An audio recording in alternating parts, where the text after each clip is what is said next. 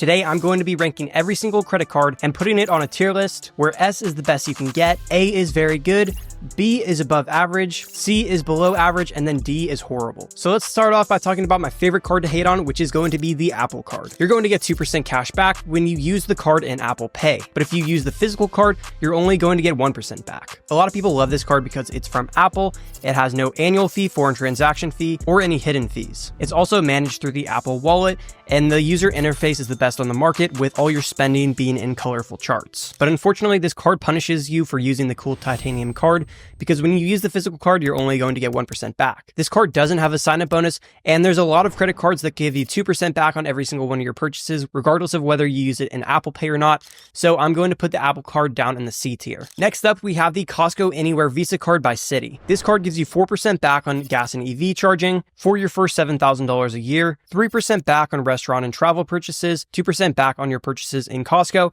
and then 1% back on everything else. As far as rewards go, this card is one of the best in the business for cashback cards. Unfortunately, you're only able to redeem your rewards once every year, and you need an active Costco membership to be able to earn rewards with this card. It also has no sign-up bonus, which is pretty standard with every cashback card, but it does give you really nice cashback rewards, so I'm going to go ahead and throw it in the B tier. Next card we have on this list is the SoFi card. This card gives you 2% back on every single one of your purchases, 3% back when you book travel through SoFi, and if you have direct deposit set up with SoFi, you're going to get a 10% boost on all your rewards, meaning you'd be earning 2.2% back on every single one of your purchases, and then 3.3% when you book travel. This card also comes equipped with cell phone protection, but because the SoFi card doesn't provide a sign-up bonus, I'm going to go ahead and throw it in the C tier. Next up on the list, we have one of my personal favorites, the Kroger World Elite Mastercard. With this card, you earn 5% back in every single one of your mobile wallet purchases, and if you get the Harris Teeter version, you're also going to get 3% back on dining and fuel up to $6,000. There's a $100 sign-up bonus and no annual fee, and because this is one of the few cards that you can earn 5% back pretty much anywhere by using it in Apple Pay, I'm going to go ahead and throw this card in the A tier. The only drawback to it is the spending cap is pretty low. You're only going to earn that 5% back in mobile wallet pay up to $3,000 spent. Next up on the list, we have the Gemini Crypto card. This works just like a cashback card, but instead of getting your rewards in cash, you get it in crypto. You get 4% back on gas and EV charging, up to $200 a month, 3% back on dining, 2% back on groceries, and then 1% back on everything else. You also get a $200 sign-up bonus, which is rewarded to you in the form of crypto. It has no annual fee, no foreign transaction fee, and you have one of the coolest card designs out there with the ability to choose between black, silver, and rose gold. This is an amazing card if you love crypto because it hits all three of your biggest spending categories. So I'm going to go ahead and throw it in the A tier. Next up on the list, we have the Venmo credit card. This card is made to adapt to your spending habits. It gives you 3% back in your top spending category, 2% back in your second highest spend category, and then 1% back on everything else. It has no annual fee and you manage it through the Venmo app, but unfortunately the rewards are a little bit underwhelming,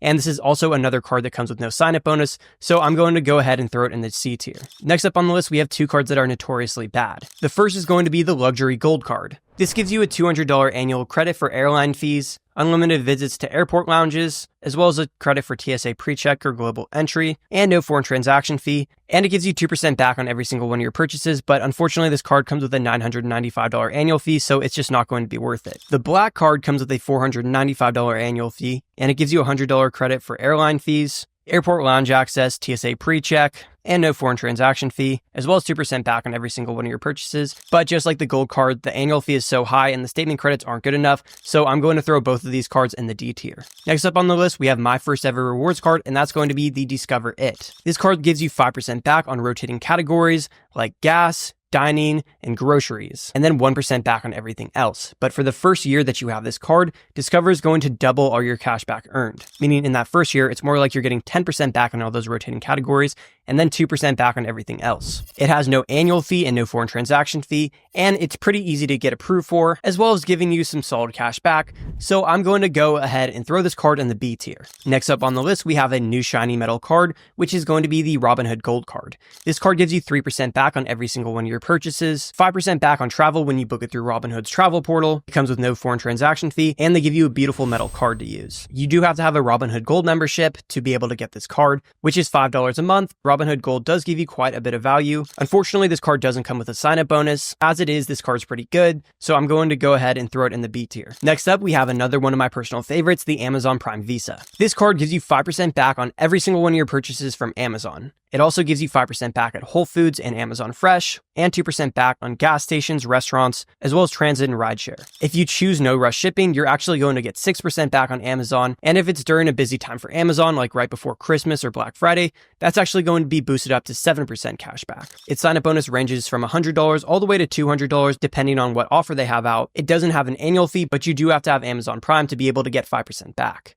If you don't have Amazon Prime, you're only going to get 3% back. But this is still a super solid card, so I'm going to go ahead and put it in the A tier. Next up, we have Capital One's premium travel credit card, the Venture X. This card gives you 2% back on every single one of your purchases, as well as 10% back on hotels and rental cars booked through Capital One, as well as 5 points back on flights booked through Capital One. You get a 70,000 point sign-up bonus, as well as some great benefits like unlimited lounge access, no foreign transaction fee, Hertz presidential status, TSA pre-check. This card does come with a $395 annual fee, but it gives you a $300 travel credit, as well as 10,000 extra points every year, so this card pretty much pays you to have it. In my opinion, this is the best premium travel credit card on the market, so I'm going to go ahead and throw it in the S tier. Next up, we have a no annual fee dining credit card from Capital One, which is going to be the Savor card. This card gives you 3% back on dining, groceries, entertainment, and streaming services. It also gives you a $200 sign-up bonus, and it has no annual fee or foreign transaction fee. It's very rare to find a credit card with no annual fee that gives you an uncapped rewards for dining and groceries. If you pair it with a Venture X, you can get even more value if you're using the points for travel, but I'm just going to go ahead and throw it in the A tier. Next up, we have my least favorite card from Capital One, which is going to be the Quicksilver card. This card gives you 1.5% back on every single one of your purchases, as well as 5% back on hotels and rental cars if you book it through Capital One Travel, and it gives you a $200 sign-up bonus, but only if you have excellent credit. It has no annual and foreign transaction fee, but because most people that are going to be applying for this card aren't going to get a sign-up bonus at all, and there's so many other credit cards that give you a sign-up bonus as well as giving you 2% back instead of 1.5% back,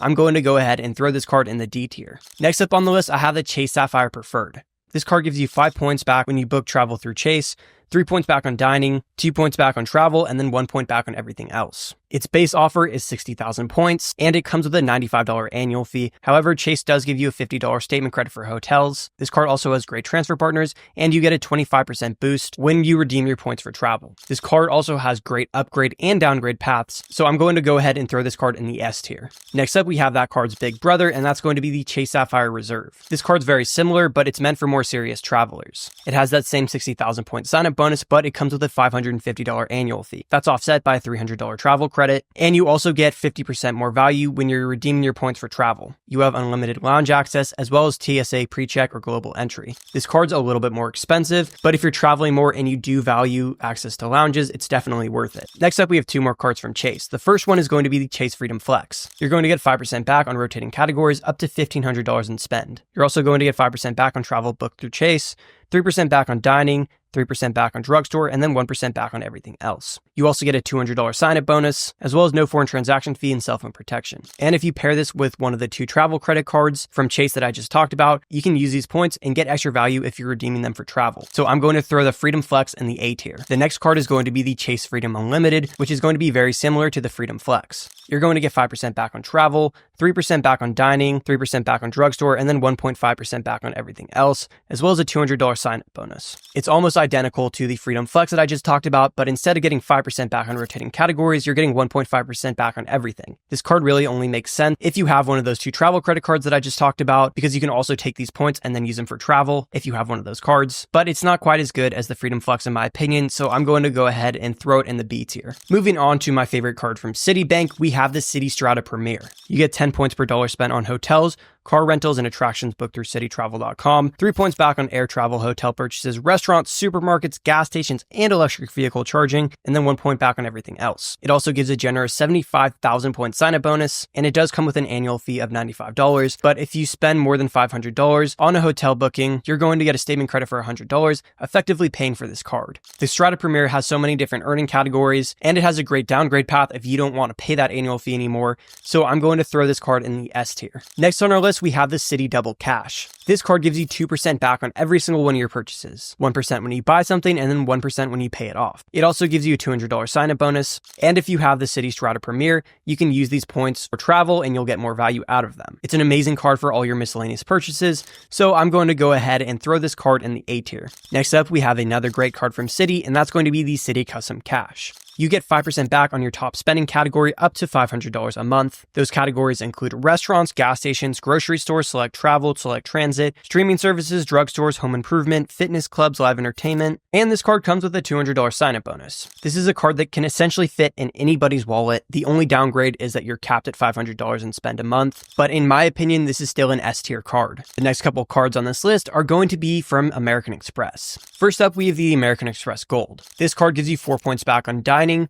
4 points back on supermarkets, 3 points back on flights booked through American Express, and then 1 point back on everything else. But unfortunately, it comes with a $325 annual fee. It does give you some statement credits. It gives you $120 dining credit and then $120 Uber credit, which you get in $10 a month, as well as $7 a month to Dunkin' and then $50 semi-annually to Resi restaurants. In my opinion, this card isn't as good as it used to be when it had a $250 annual fee, but as long as you're able to use the $240 credits in dining and then Uber, this card's still going to make sense for most people. So I'm going to go ahead and throw it in the A tier. Next up on the list, we have another card that I love to hate on, and that's going to be the American Express Platinum. You get 5 points per dollar spent on flights booked through Amex Travel, 5 points back on hotels booked through Amex Travel, and then 1 point back on everything else. You get a generous 80,000 points as a sign-up bonus, but unfortunately this card comes with a $695 annual fee. There's some okay statement credits like the hotel credit, which gives you $200 a year when you book it through Amex, and then $200 in airline fee credit, as well as $240 in digital entertainment, a Walmart Plus subscription, global entry, and then credits for Equinox Gym. The only one of those that is really valuable is the $200 hotel credit. The rest of those don't really provide that much value, and this card really only makes sense if you're willing to pay a premium to get into the American Express lounges. So I'm going to go ahead and throw the Amex Platinum in the C tier. Next on the list, we have the Amex Green Card. This card gives you 3 points back on eligible dining, travel, and transit, and then 1 point back on everything else. Unfortunately though, this card has a $150 annual fee and doesn't really have any meaningful statement credits to help make that up. It has a statement credit for Clear, but Clear's not even in that many airports, and there's a lot of other better alternatives to the green card out there, so I'm going to go ahead and throw it in the C tier as well. But a card that I like a little bit more than the green card is going to be American Express's cashback card, the Blue Cash Everyday card. This card gives you 3% back on supermarkets up to $6,000 a year, 3% back on gas stations, 3% back on online retail, and then 1% back on everything else. It also gives you a $200 sign-up bonus, and it comes with 0 annual or foreign transaction fee. This is a pretty good card for your everyday spending, but it doesn't really excel in any areas, so I'm going to go ahead and throw it in the B tier. Moving on to the Wells Fargo credit cards, we have first up the Active Cash. This is a card that gives you 2% back on every single one of your purchases, as well as a $200 sign-up bonus, cell phone protection, no foreign transaction fee, and no annual fee. This is a card that's very similar to the Citi Double Cash, but I prefer the Citi Double Cash because Citi is a little bit better of a bank than Wells Fargo, so I'm going to go ahead and put the Active Cash in the B tier. We then have the Autograph Journey from Wells Fargo that gives you 5 points back on hotel, 5 points back on airline, 3 points back on dining and travel, 1 point back on everything else, as well as a 60,000 point sign-up bonus. It does have a $95 annual fee, but it gives you a $50 statement credit for airlines. It gives you some solid travel protections, as well as cell phone protection, and overall, this is a super solid credit card that directly competes with the Chase Sapphire Preferred. The only problem is, again, it's from Wells Fargo, and I don't really trust them as a bank, but if you can get over that, this is still a super solid card, and I'll go ahead and throw it in the A tier. Next up, we have Wells Fargo's no annual fee travel credit card. The Autograph card gives you 3 points back on restaurants, travel, gas stations, transit, streaming services, phone plans, and then 1 point back on everything else.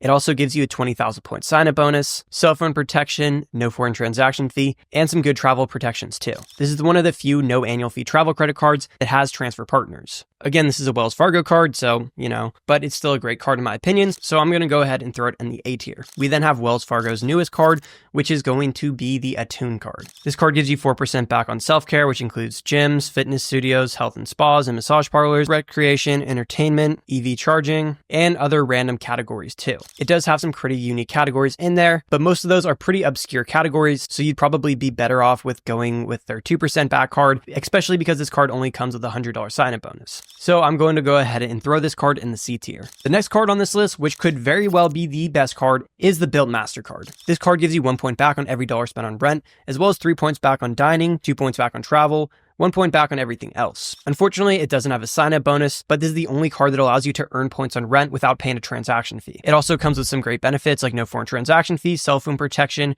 travel protections, and this card also has some great transfer partners too. And they're also going to be adding the ability to earn points on mortgage payments, so this is easily an S tier card. Moving on to the US Bank cards, we have their newest addition, the Smartly Visa. This card gives you 2% back on all your purchases, but depending on how much money that you have with US Bank, you can get higher rewards. You can get all the way up to 4% back on every single one of your purchases as long as you have $100,000 with US Bank. Obviously, that's a lot of money, so the only thing that makes sense is if you're willing to move your IRA or some of your stocks over to US Bank. But this is a relatively new card, and I don't know if it's going to last, and moving over thousands of dollars to a bank for a couple more percentages on a credit card is something that I'm not willing to do, but it's still a decent card, so I'm going to go ahead and throw it in the B tier. Next card on this list is one of my favorite cards from US Bank, which is going to be their Cash Plus. This card gives you 5% back on 2 spend categories that you choose. The categories include fast food, home utilities, TV and internet streaming, department stores, cell phones, electronic stores, sporting goods stores, gym/fitness centers, ground transportation, movie theaters, furniture stores, select clothing stores, and then you can choose a 2% category, which includes grocery stores, restaurants, and then gas and EV charging. It then gives you 1% back on everything else, as well as a $200 sign-up bonus,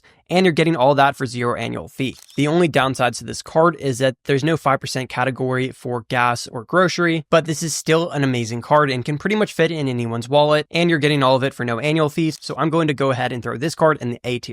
Next up, we have another card from US Bank, which is going to be the Altitude Connect. This card gives you 5 points per dollar spent on prepaid hotels, car rentals, booked through the Altitude Reward Center. It also gives you 4 points back on gas station and EV charging up to $1,000 per quarter, then 2 points back on dining, streaming services, and grocery store purchases, as well as 1 point back on everything else. You also get a 20,000 point sign-up bonus, and you're getting all this with no annual fee. Unfortunately, you're only going to get full value for these points if you redeem it directly into a US Bank account. If you don't, you'll still get around 80% of the points value, which is okay. But where this card really pops out is the benefits. You're getting 0 foreign transaction fee, as well as 4 free visits to airport lounges, and then TSA pre-check as well. This is a great card to pair with the Chase Sapphire Preferred or Citi Strata Premier because it gives you a couple free entrances into lounges, as well as a statement credit for TSA pre-check. And for that reason, I'm going to throw this card up in the A tier. Next up, we have another super underrated card from US Bank, and that's going to be the Altitude Go. This card is going to give you 4 points back on dining, takeout, restaurant delivery on the first $2,000 each quarter. It's also going to give you 2 points per dollar at grocery stores and gas stations or EV charging, as well as 2 points back on streaming services, 1 point back on everything else, and it also gives a $15 statement credit for streaming services. Plus, it comes with a $200 sign-up bonus. This is another great cashback credit card, and it can definitely find a place in your wallet if you don't have a credit card that rewards you for dining. The only problem is there is a $2,000 cap each quarter, so I'm going to go ahead and throw it in the B tier.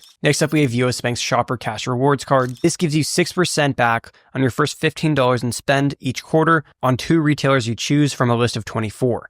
This has popular stores like Amazon, Target, and Walmart, and it gives you 1.5% back on everything else. It comes with a generous $250 sign-up bonus. The only problem is that after that first year, a $95 annual fee kicks in. Now, that's not that hard to offset because you're getting such a high percentage of cash back, and if you do shop at a place like Costco, getting 3% back is going to be pretty big. This card also gives you 1.5% back on everything, so if you don't have a card for all your miscellaneous spend, using this card is going to be better than a 1% card. This card can definitely be an amazing card for the right person, so I'm going to go ahead and throw it in the B tier. All right, so these next couple cards are all going to be from Bank of America. And the way that Bank of America cards work is the more money that you have with them, the more rewards you get on their credit card. If you have money with their investment platform, Merrill Lynch, then it can be worth it, but it's not going to be worth it to move that money over to hopefully get some more rewards on a credit card. But let's talk about the first card, which is going to be the Bank of America Customized Cash. This is going to allow you to choose where you can earn 3% back.